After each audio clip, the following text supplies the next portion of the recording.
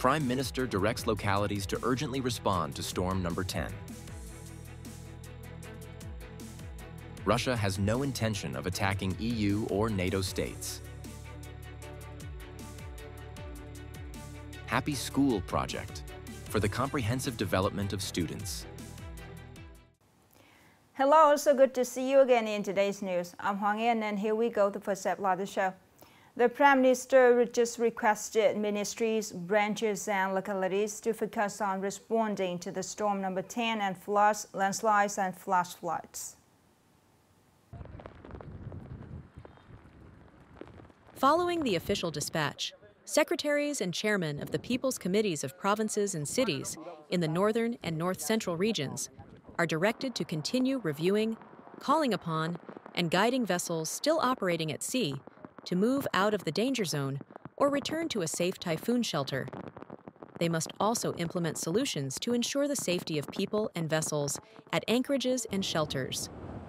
Based on the specific situation in their locality, they must decide on restricting activities on the sea and along the coast, imposing sea bans, controlling and limiting traffic, and allowing students to stay home from school to ensure safety during the period affected by the typhoon and heavy rain floods.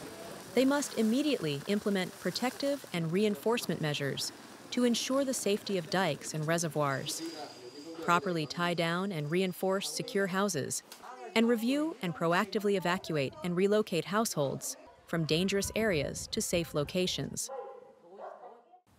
As new tensions rise between Russia and NATO powers, Moscow's top diplomat insisted to world leaders Saturday that his nation doesn't intend to attack Europe, but will mount a decisive response to any aggression. Speaking at the UN General Assembly in New York, Lavrov rejected accusations by some European officials that the Kremlin is considering attacking NATO in the coming years. According to Lavrov, Moscow has repeatedly asked NATO member states to build legally binding security guarantees in Europe, but the West has ignored this offer. The Russian diplomat expressed concern that some European Union and NATO officials are starting to seriously discuss a potential scenario of the Third World War. He accused Western powers of trying to impose their unilateral measures on the global community while ignoring the legitimate interests of other countries. The foreign minister affirmed that the Russian military never intentionally launched drones or missiles towards NATO member countries. Meanwhile, Ukrainian President Volodymyr Zelensky said that Ukrainian officials will visit the United States this month or next for talks on major arms purchases and drone production deals. Speaking at a press conference in Kyiv, Zelensky emphasized that Ukraine is preparing two major agreements, a mega deal on purchasing U.S. weapons and a drone deal related to selling UAVs to Washington. According to Zelensky, Kyiv has drawn up a list of weapons it wants to buy from the U.S., with a total value of about 90 billion USD, including long-range missiles. However, he refused to disclose details because he said this is a sensitive issue.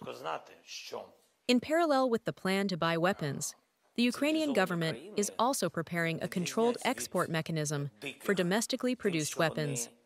Accordingly, Kyiv will sell surplus equipment to raise funds to buy more essential weapons, such as interceptor UAVs. Upcoming are some updated news.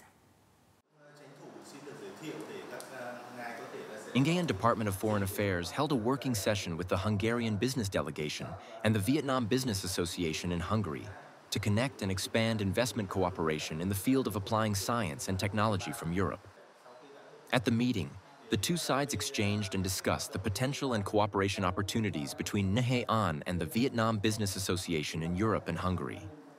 Aiming at maximizing the resources of overseas Vietnamese and the Nghệ Tin Association in Hungary, connecting with functional agencies and the business community in the area to promote trade and investment cooperation, contributing to the development of the homeland. On this occasion, the two Hungarian enterprises also introduced a number of new technology products and materials to seek partners and expand investment cooperation opportunities in the field of science and technology in Nghệ An.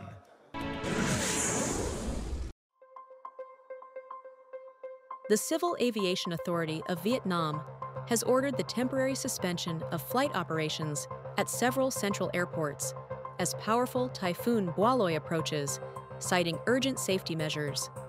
Under the emergency directive, Dong Hoi Airport stops receiving aircraft from 1 p.m. to 10 p.m., September 28th. The Xuan Airport, Thanh Hoa Province, stops receiving aircraft from 10 p.m., September 28th to 7 a.m., September 29th.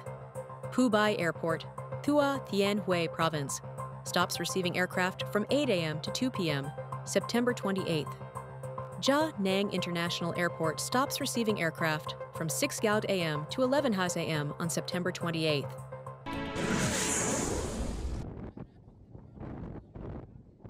On the morning of September 28th, in the sea area of Qua Viet Commune, Quang Tri, hundreds of police and border guard soldiers worked tirelessly to rescue 2 fishing vessels that ran into trouble while heading toward the shore to anchor and take shelter from Typhoon Boaloi.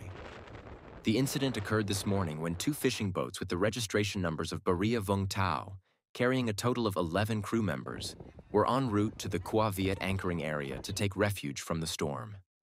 The incident resulted in 1 fishing boat sinking 0.9 nautical miles from the shore, and the other vessel breaking its side before being washed ashore by the waves. After mobilizing resources, the rescue forces brought 8 crew members safely to shore. 3 people remain missing at sea. The authorities are continuing to deploy search and rescue measures for the 3 remaining crew members.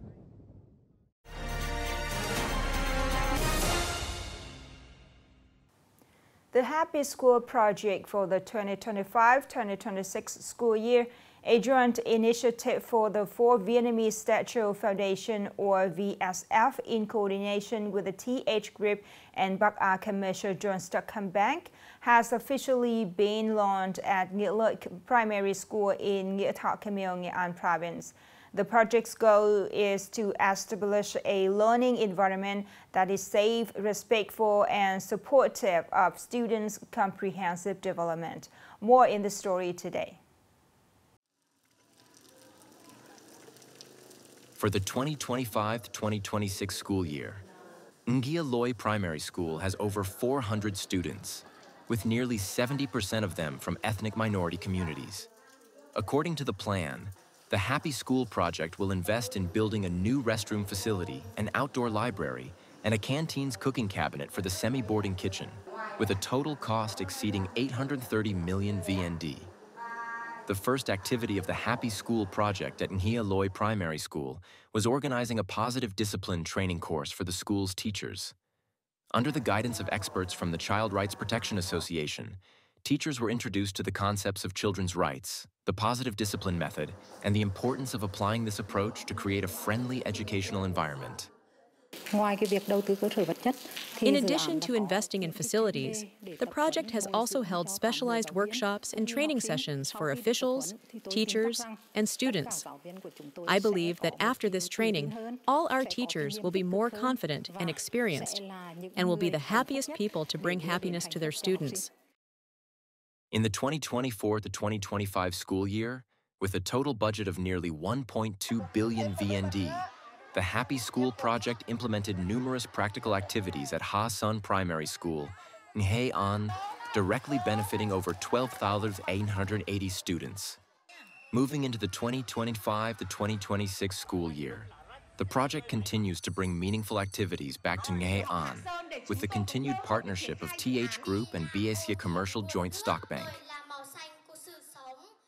In the Happy Schools project, the Vietnam Stature Foundation aims to promote all children's rights, especially those related to their right to development and participation.